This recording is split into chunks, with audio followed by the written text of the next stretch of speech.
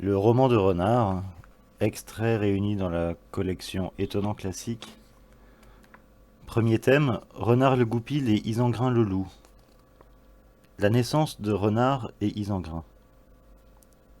Seigneur, écoutez-moi, je vous prie. C'est avec joie que je vais vous raconter comment Isengrin et Renard vinrent au monde et qui ils furent. J'ai lu cela dans un livre que je découvris un jour dans un coffret. Il s'intitulait Ocupre et contenait en plus du récit de Renard bien d'autres choses dignes d'être racontées. Après une grande lettre vermeille, ce que je lus n'était que merveille.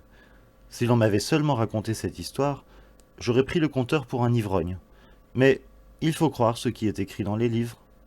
Ocupre raconte comment Dieu chassa Adam et Ève du paradis parce qu'ils avaient transgressé ses commandements, puis comment il eut pitié d'eux et leur donna une baguette en expliquant qu'il leur suffirait d'en frapper la mer quand ils auraient besoin de quelque chose. Adam frappa la mer avec la baguette. Une brebis en sortit, et Adam dit à Ève, Dame, gardez cette brebis, elle vous donnera plus de lait et de fromage qu'il n'en faut pour nous nourrir. Mais Ève se dit en elle-même que ce serait encore mieux s'ils en avaient une deuxième avec eux. Aussitôt, elle s'empara de la baguette et en frappa violemment la mer.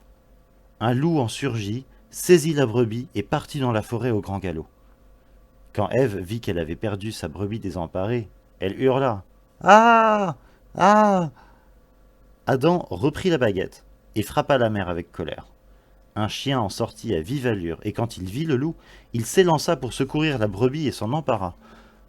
Le loup abandonna celle-là à contre-cœur et jura d'en refaire sa proie s'il la surprenait le lendemain dans la forêt ou dans la plaine. Mais pour l'heure, vaincu, il s'enfuit tout honteux dans le bois.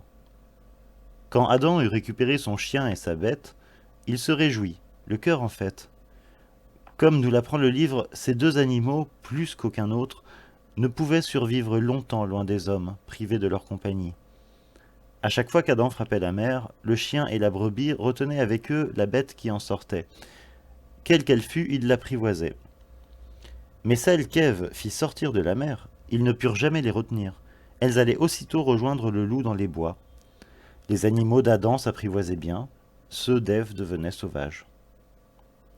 Parmi ces derniers surgit le goupil, qui, par conséquent, devint sauvage. Il était roux, habile voleur et trompait par sa ruse toutes les bêtes qu'il trouvait sur son chemin. Sachez que ce goupil représente un homme qui fut le plus malin de tous. Il s'appelait Renard. D'ailleurs, on appelle aujourd'hui Renard tous les habiles et les rusés, à cause de Renard et de son goupil, fort malins l'un et l'autre. Autant le goupil savait tromper les animaux, autant Renard savait emmerder les hommes. Entre ces deux-là, même sang, mêmes habitudes, même caractère. À l'exemple de Renard, Isengrin était de jour comme de nuit un incorrigible pillard. On le représenta ainsi sous la forme de l'animal qui déroba les brebis d'Adam, et c'est à bon droit que l'on appelle Isengrin le loup, ainsi que tous ceux qui courent le jour et la nuit pour commettre d'habiles larcins. Or, Renard était le neveu d'Isengrin. De leur côté, le loup et le goupil s'aimaient tellement et cheminaient si souvent ensemble que le loup fit du goupil son neveu et le goupil fit du loup son oncle. C'est en tout cas ce que raconte mon livre.